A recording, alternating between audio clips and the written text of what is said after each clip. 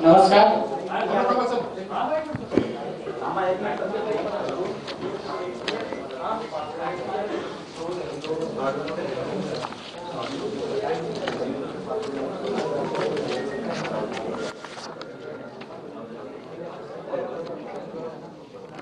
Ready. नमस्कार.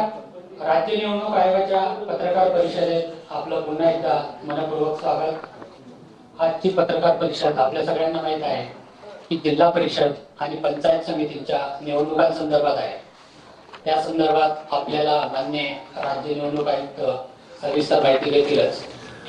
आजच्या या पत्रकार परिषदेत मी जगदीश मोरे, माननीय राज्य निवडणूक आयुक्त दिनेश वाघमारे यांचं मनपूर्वक स्वागत करतो.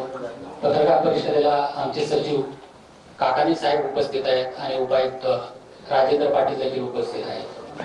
नेहमीप्रमाणे सर आपल्याला सविस्तर सांगतील, त्यानंतर थोडक्यात हिंदी आणि इंग्रजीमध्ये ब्रीफिंग करतील आणि मग प्रश्न उत्तर होतील. पुन्हा एकदा आपलं स्वागत आणि मी माननीय आयुक्त महोदयांना विनंती करतो की त्यांनी पत्रकार परिषदेला सुरुवात करावी. हा माईक सुरू ठेवायचा आहे की फक्त स्पीकर?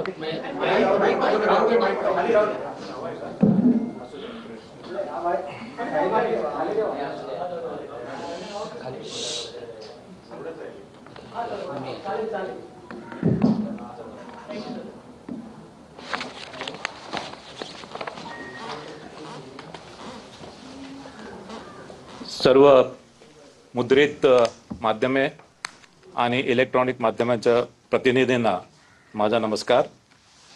जिल्हा परिषद व पंचायत समिती निवडणुका संदर्भात आजची ही पत्रकार परिषद इथे राज्य निवडणूक आयोगामार्फत आयोजित करण्यात आलेली आहे.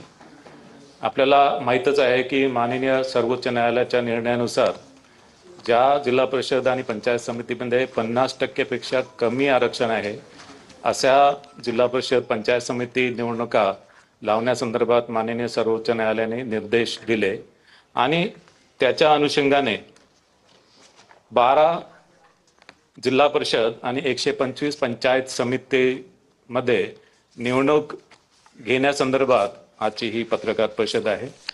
ज्या जिल्हा परिषदांमध्ये या निवडणुका होत आहेत ते जिल्हे आहेत कोकण विभागातील रायगड, रत्नागिरी, सिंधुदुर्ग. पुणे विभागातील पुणे, सातारा, सांगली, कोल्हापूर, सोलापूर. छत्रपती संभाजीनगर विभागातील छत्रपती संभाजीनगर, परभणी, धाराशिव व लातूर अशा या 12 जिल्हा परिषद आहेत. या निवडणुकामध्ये प्रत्येक मतदाराला 2 मते देणे आवश्यक आहे. यामध्ये 1 मत त्याला जिल्हा परिषद निवडणूक विभागासाठी द्यावं लागेल आणि 1 मत पंचायत समिती निर्वाचक गणासाठी द्यावं लागेल. या निवडणुकीमध्ये नामनिर्देशन प्रक्रिया ही ऑफलाईन पद्धतीने राबविण्यात येणार आहे. विविध राजकीय पक्ष आणि उमेदवार यांच्या मागणीनुसार नामनिर्देशन पत्र प्रक्रिया ही महानगरपालिकेच्या निवडणुकीसारखीच जिल्हा परिषद पंचायत समिती निवडणुकीमध्ये सुद्धा ही प्रक्रिया ऑफलाईन राबवण्यात येणार आहे. या निवडणुकीमध्ये ज्या जागा राखीव आहेत त्या राखीव जागेवर जात वैधता पडताळणी आवश्यक आहे आणि जात प्रमाणपत्र आणि जात वैधता पडताळणी ही नामनिर्देशन पत्रासोबत दाखल करणं आवश्यक आहे. मात्र एखाद्या उमेदवाराकडे जात वैधता प्रमाणपत्र नसेल तर त्यांनी जात पडताळणी समितीकडे केलेल्या अर्जाची सत्यप्रत किंवा त्याच्याकडे अन्य कोणताही पुरावा असेल की त्यांनी अशा जात पडताळणी समितीकडे अर्ज केला त्याची प्रत त्यांनी सादर करणं आवश्यक आहे. मात्र निवडणूक